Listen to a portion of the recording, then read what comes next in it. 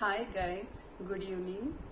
So ಇವತ್ತು ಒಂದು beautiful flower ಬಗ್ಗೆ ನಿಮಗೆ ತಿಳಿಸ್ಕೊಡೋಣ ಅಂತ ಅಂದ್ಬಿಟ್ಟು ಈ ವಿಡಿಯೋನ ಪೋಸ್ಟ್ ಮಾಡ್ತಿದ್ದೀನಿ. ಸೊ ನೋಡಿ ಎಷ್ಟು ಬ್ಯೂಟಿಫುಲ್ ಆಗಿದೆ, ಗೋಲ್ಡನ್ ಕಲರ್. ಸೊ ಒಂದು ಬಂಗಾರದ ಲೈಕ್ ಹೂವು ಅಂತಲೇ ಹೇಳ್ಬೋದು. ಸೊ ಈ ಒಂದು ಹೂವಿನ ಹೆಸರು ಕದಂಬ ಪುಷ್ಪ. ಯಾರೆಲ್ಲ ನನ್ನ ಯೂಟ್ಯೂಬ್ ಚಾನಲ್ ಫಾಲೋ ಮಾಡ್ತಿದ್ದೀರಾ, ಸೊ ಯಾರೆಲ್ಲ ನನ್ನ ಸಬ್ಸ್ಕ್ರೈಬರ್ಸ್ ಇದ್ದೀರಾ ಹಳಬ್ರು, ಸೊ ಅವ್ರಿಗೆ ಗೊತ್ತಿರುತ್ತೆ. ಸೊ ಈ ಹೂವಿನಿಂದಲೇ ನನ್ನ ಯೂಟ್ಯೂಬ್ ಚಾನಲ್ ಗ್ರೋ ಆಗಿದ್ದು, ಅಷ್ಟೊಂದು ಜನ ಫಾಲೋವರ್ಸ್ ಬಂದಿದ್ದು, ನನ್ನ ವಿಡಿಯೋಸ್ ವೈರಲ್ ಆಗಿದ್ದು. ಸೊ ಅದೇ ಹೂವು ಇದು ಕದಂಬ ಪುಷ್ಪ ಅಂತಂದ್ಬಿಟ್ಟು.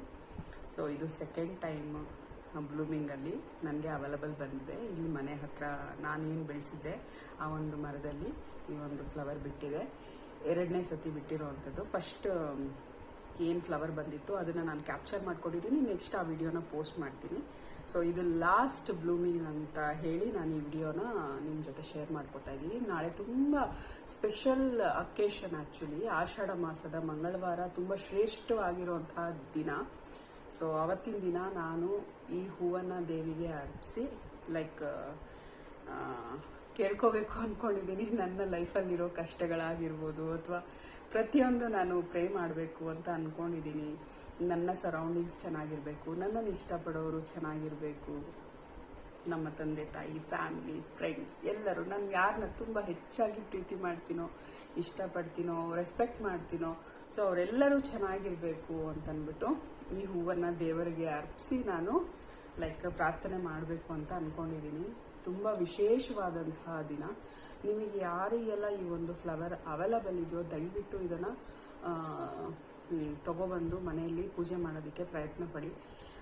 ಹೆಚ್ಚಾಗಿ ಈ ಹೂವನ್ನು ಇಟ್ಟು ಲಲಿತಾ ಸಹಸ್ರನಾಮ ಪಾರಾಯಣ ಮಾಡ್ತಾರೆ.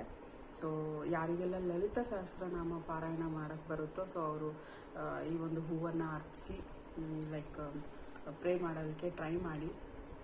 ಯಾರಿಗೆಲ್ಲ ಫ್ಲವರ್ ಅವೈಲಬಲ್ ಇಲ್ಲ, ಜಸ್ಟ್ ಮನಸ್ಸಲ್ಲಿ ನೆನೆಸ್ಕೊಂಡು ತಾಯಿನ ಪ್ರಾರ್ಥನೆ ಮಾಡಿ.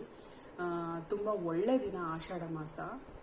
ಸೊ ಹಾಗಾಗಿ ನನಗೆ ಇದೇ ಟೈಮ್ಗೆ ಲೈಕ್ ಈ ಒಂದು ಹೂವು ಸಿಕ್ಕಿದ್ದು ತುಂಬಾ ಅದೃಷ್ಟ ಅಂತ ಅನ್ಕೋತೀನಿ.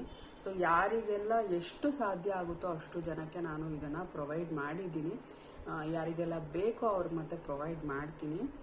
ಬಿಕಾಸ್ ನಾನೊಬ್ಬಳೇ ಚೆನ್ನಾಗಿರಬೇಕು ಅನ್ನೋದು ನನ್ನ ಉದ್ದೇಶ ಅಲ್ಲ.